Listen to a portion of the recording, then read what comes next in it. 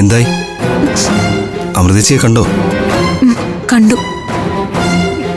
അമൃതേച്ചി എന്താ പറഞ്ഞത്? ചേച്ചി കുറ്റം സമ്മതിച്ചു. കുറ്റം സമ്മതിച്ചെന്നോ? എന്തൊക്കെയാ പറയുന്നേ? ഒരു തെറ്റും ചെയ്യാത്ത അമൃത എങ്ങനെയാ കുറ്റം സമ്മതിക്കുന്നേ?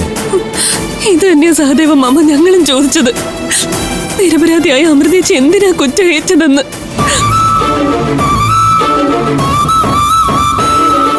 പോലീസുകാർ അത്രയും ഉപദ്രവിച്ചിട്ടുണ്ടാവും.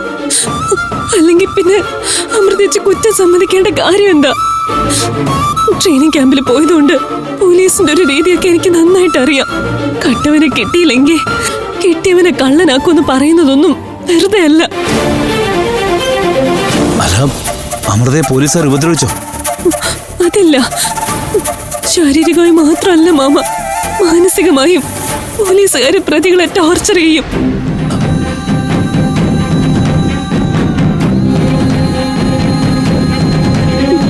ഒരു ഉറുമ്പിനെ പോലും വേദനിപ്പിക്കാത്ത നമ്മുടെ അമൃതേച്ചി ഒരു കൊലക്കേസിലെ പ്രതിയായി ലോക്കപ്പിൽ നിൽക്കുന്നത് കണ്ടപ്പോ സത്യത്തിൽ എന്റെ ചങ്ക് തകർന്നു പോയി. പാവ അമൃതേച്ചി. മോളെ ഇല്ല, അമൃത മോള് തോൽക്കില്ല. ഈ പരീക്ഷണവും അവള് കടന്നു വരും. ജീവിതത്തിൽ അവള് താണ്ടിയ വഴികൾ ഓർത്ത, അവള് നേരിട്ട പ്രതിസന്ധികൾ ഓർത്ത ഇതൊന്നും ഒന്നുമല്ല. തീയിൽ കുരുത്തോളം അവള് അങ്ങനെ എളുപ്പമൊന്നും വരുത്ത് പാടില്ല. അമൃതേച്ചിയെ സമ്മർദ്ദത്തിലാഴ്ത്തി പോലീസുകാരെ കുറ്റം സമ്മതിപ്പിച്ചിട്ടുണ്ടെങ്കിൽ അതെന്തോ വളരെ ഗൗരവമുള്ള കാര്യം പറഞ്ഞ് ഭീഷണിപ്പെടുത്തി തന്നെ ആയിരിക്കും.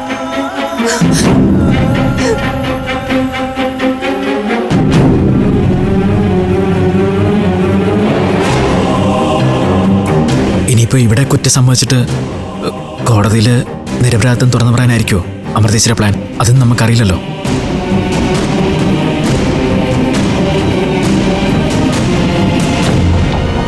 അങ്ങനെയാണെങ്കിൽ അത് മണ്ടത്തരാണെന്ന് ഞാൻ പറയും. നമ്മൾ വിചാരിക്കുന്ന പോലെ അല്ല കോടതി മുറി. അവിടെ സത്യവും നീതിയും അല്ല, മറിച്ച് ബുദ്ധിയും സാമർഥ്യവുമാണ് വിജയിക്കുക. അമൃതേച്ചി ഇനി എത്ര കരഞ്ഞു പറഞ്ഞാലും കോടതി അതൊന്നും മുഖവിലേക്ക് എടുക്കണമെന്നില്ല. നാളെ അമൃതേച്ചി കോടതിയിൽ ഹാജരാക്കുമ്പോ അമൃതേച്ചിയുടെ നിരപരാധിത്വം തെളിയിക്കാൻ പറ്റുന്ന രേഖകള് നമ്മുടെ കയ്യിലുണ്ടാവണം. പക്ഷെ അമൃതേച്ചി കുറ്റവാളിയാക്കാൻ പാകത്തിനുള്ള എന്ത് തെളിവുകളാ പോലീസിന്റെ കയ്യിലുണ്ടാവുക?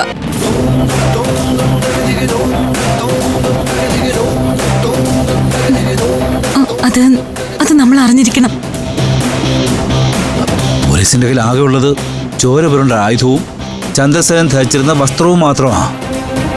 അത് വെച്ച് ചന്ദ്രസേനൻ മരിച്ചെന്ന് എങ്ങനെ ഉറപ്പിക്കാൻ പറ്റും?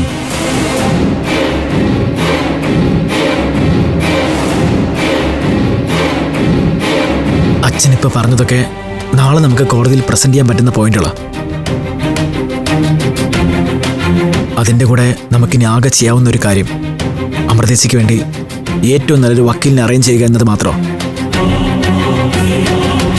അതിനുവേണ്ട ഏർപ്പാടുകൾ ചെയ്യാൻ ഞാൻ വക്കീലങ്ങളോട് പറഞ്ഞിട്ടുണ്ട്. അങ്കിള് നല്ലൊരു വക്കീലിനെ അറേഞ്ച് ചെയ്ത് തരാമെന്നും പറഞ്ഞിട്ടുണ്ട്.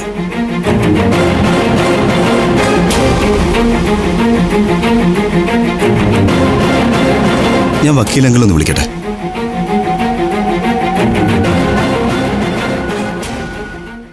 ഫ്ലവേഴ്സ് സ്മാർട്ട് ഷോ ഫെബ്രുവരി 15 ശനിയാഴ്ച ആരംഭിക്കുന്നു.